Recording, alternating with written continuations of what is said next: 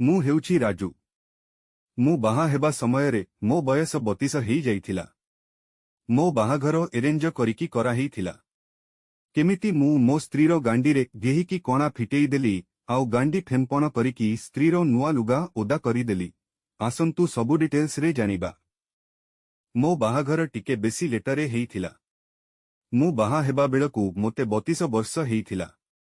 ମୋ ବାଣ୍ଡ ହେଲେ ବହୁତ ବଡ଼। ମୁଁ ଆଜି ଯାଏ କୌଣସି ବି ଝିଅକୁ ଗେହି ନଥୁଲି ପୂର୍ବରୁ, କିନ୍ତୁ ମୁଁ ହଲେଇ ହଲେଇ ବାଣ୍ଡକୁ ବହୁଟୁ ମୋଟା କରିକି ରଖୁଛି। ମୁଁ ଟିକେ ଦେଖିବାକୁ ବଡ଼ ଲୋକଟାଏପ୍ର, ସେଥିପାଇଁ ମୋତେ କେହି ଝିଅ ଠିକରେ ମିଳୁନଥିଲେ। ଏମିତି ବହୁତ ଝିଅ ଖୋଜିବା ପରେ ଗୋଟେ ବହୁତ ଗରିବ ଝିଅ ଦେଖୁର୍କି ଆମର ବାହାଘର ଠିକ କଲୁ। ମୁଁ ସେଇଠୁ ଝିଅକୁ ଗୋଟେ ଫୋନ କିଣିକି ଦେଲି। ଆମେ ବାହା ହେବା ପୂର୍ବରୁ ବହୁତ କଥା ହେଲୁ ଗିହାଗେହି ବିଷୟରେ। ଆମେ ଏମିତି ଫୋନରେ ବାହାଘର ପୂର୍ବରୁ ସବୁ କଥା ହେଇକି ରେଡି ହେଇକି ଥିଲୁ। ଏମିତି କିଛି ଦିନ କଥା ହେବା ପରେ ଯେତେବେଳେ ତାଙ୍କ ଘରେ କେହି ନଥିବା ସମୟରେ ମୁଁ ଥରେ ବିୟାକୁ ମିଲେଇକି ଫଟୋ ପଠେଇବାକୁ କହିଲି। ସେ ଖାଲି ବାହାଘର ପରେ ଦେବ, ବାହାଘର ପରେ ଦେଖୁବ ଏମିତି କହୁଥାଏ। ମୁଁ ଥରେ ରାଗରେ କହିଦେଲି, ଦେଖାଇବାର ଇଚ୍ଛା ଅଛି, ଯଦି ଦେଖାଅ ନୁହିଲେ ନାହିଁ, ଏତେ ଫୁଲି କାହିଁକି ହଉଛ? ତାକୁ ହେଲେ ଖରାପ ଲାଗିଲା ବୋଧେ। ସେଇଠୁ ସେ ହେଲେ ଟିକେ ସମୟ ଯାଏ ରାଗିଗଲା। ତାପରେ ଏମିତି କିଛି ସମୟ ଯାଏ ଆମ ଭିତରେ ହଁ ଆଉ ନାହିଁ ଏଭଳି ହେଇକି ସେଇଠୁ ବାଧ୍ୟ ହେଇକି ସେ ଖୋଲିକି ଦେଖେଇଲା। ମୁଁ କହିଲି ଆଙ୍ଗୁଠିରେ ଭଲରେ ମିଲେଇକି ଦେଖାଇବା ପାଇଁ। ବିୟାର ସାଇଡରେ ଆଉ ଉପର ଭାଗରେ ଖାଲି କମଳିଆ ବାଳ ଉଠିଥିଲା। ସେ ଜାଣି ଜାଣି ଲାଜରେ ବିୟାର କଣାକୁ ମିଲେଇକି ଦେଖାଉ ନଥିଲା। ମୁଁ କହିଲି, ବିୟାକୁ ଦୁଇଟା ଆଙ୍ଗୁଠିରେ ଭଲସେ ମିଲେଇକି ଦେଖାଅ ନୁହିଲେ ମୁଁ ତୁମକୁ ବାହା ହେବିନି। ଯଦି ବିୟାକୁ ମିଲେଇକି ଦେଖାଇବାକୁ ଏତେ ଭୟ ଲାଗୁଛି, ତାହା ହେଲେ ମୋତେ ବାହା ହେବା ଦରକାର ନାହିଁ। ତାପରେ ସେ ଭୟରେ କାଳେ ବାହାଘର ଭାଙ୍ଗିଯିବ କି କଣ ଭାବିକି ଗୋଡ଼କୁ ଫେରେକେଇକି ମୋବାଇଲକୁ ଗୋଟେ ଡବା ଆଗରେ ରଖୁକି ଦେଖାଇଲା। ବିୟାକୁ ଭଲରେ ଦୁଇ ହାତରେ ଫେରେକେଇକି ଆଉ ମିଲେଇକି ଦେଖେଇଲା। ସେତେବେଳକୁ ମୋର ହେଲେ ଡିଗ୍ରୀ ହେଇଗଲାଣି। ଆଉ ସେତେବେଳକୁ ଖାଲି ଇଚ୍ଛା ହେଉଥାଏ କେମିତି ମୋ ମୁସଲଟାକୁ ସେଇ କଣାରେ ପସେଇ ପକେଇବି। ଆଉ ପୁଣି ବିୟାର କଣା ଏତେ ଛୋଟ ଦେଖୁକି ମୋତେ ହେଲେ ଭଲ ମଜା ଲାଗୁଥିଲା। ଆଉ ମୁଁ ମନେ ମନେ ଭାବୁଥିଲି ଯେ ଯାହା ହେଉ ପୁରା ପ୍યોର ମାଲ ଗୋଟେ ମିଳିଛି। ମୋର ସେଇଠୁ ବାହାଘର ପୂର୍ବରୁ ଗେହି ପକେଇବି ବୋଲି ପ୍ଲାନ୍ କଲି। ହେଲେ ତାଙ୍କର ଟିକେ ଗରିବ ଘର, ସେଥିପାଇଁ ତାଙ୍କ ଝିଅକୁ କୋଉଠିକି ବି ଯିବା ପାଇଁ ତାଙ୍କର ଛାଡୁ ନଥିଲେ। ମୁଁ ସେଇଠୁ ବାହାଘର ଯାଏ କାଠେଇ କାଠେଇ ରହିଲି। ଏମିତି ମନ ହେଲେ ଝିଅକୁ କୁହେ କ୍ୟାମେରାରେ ବିୟାକୁ ମିଲେଇକି ଦେଖାଇବା ପାଇଁ। ମୁଁ ଯେତେବେଳେ ବି ଝିଅକୁ ତାହାର ବିୟାକୁ ଦେଖାଇବାକୁ କହୁଥାଏ, ସେ ଆଉ ଭୟ ନ କରିକି ଦେଖାଇ ପକାଏ। ହେଲେ ସେ ଯେତେବେଳେ ବି ତାହାର ବିୟାକୁ ମିଲେଇକି ଦେଖାଏ, ଝିଅର ବିୟା ସବୁବେଳେ ଓଦା ହେଇକି ରହିଥାଏ। ମୁଁ ଝିଅକୁ କହେ, କଣ ସବୁବେଳେ ଆଙ୍ଗୁଠି ମରୁଛ କି ବିୟା ଭିତରେ? ଯେତେବେଳେ ମିଲେଇଲେ ହେଲେ ବିୟା ଓଦା କରିକି ରଖୁଛ ଯେ।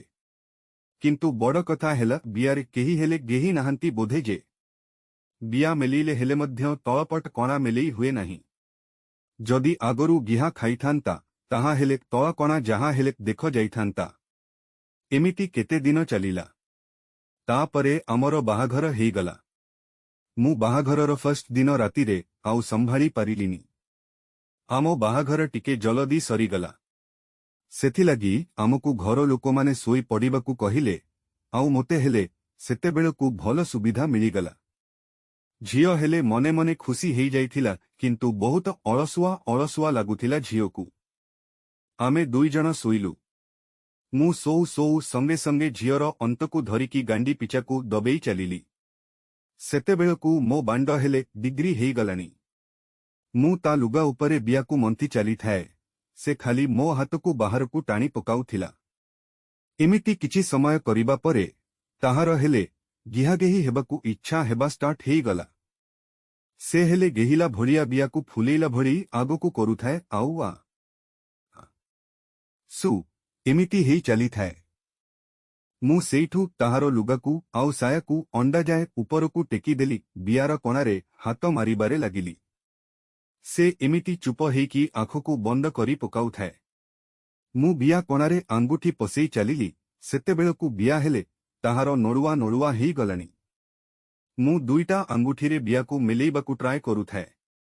किंतु बिया बहुत टाइट थिला सेथिलागी झियो खाली एई सुनो काटुछि एमिति हेउथाए हेले गेहिबा मुडरे ब समयरे ए सबु किए सुनुछि तापरे मो हेले आउ संभाली पारु नथाए मु तांको हाथ आनिकी मो बांडारे धरेकी छोड़िला भली कली तांकु माने मो स्त्री को लाज लागुथाए किंतु लाज लागिले हेले आउ किए सुनुछि मु आउ लेट नकरिकी साड़ी ब्लाउज साया आउ चढ़ी सबु टणाटाणी करिकी खोलिबारे लागिली से टिके लाजेकी भिडी हेला भली हेउथांती मु सेठू कहिली इच्छा नहीं जदि कहि दियो मु सोई पड़िबी आउ तुमे एमिति टणाटाणी करनी से सेठू आउ किछि कहिलेनी मु तांकु पूरा लंगड़ा करिदेली तांको कपड़ा सबु गोटे साइडरे रखिदेली मु निजे निजे मोर हेले खोलिकी साइड करिदेली मु बिया कणारे मो मझी आंगुठीकु धीरे धीरे पसेइली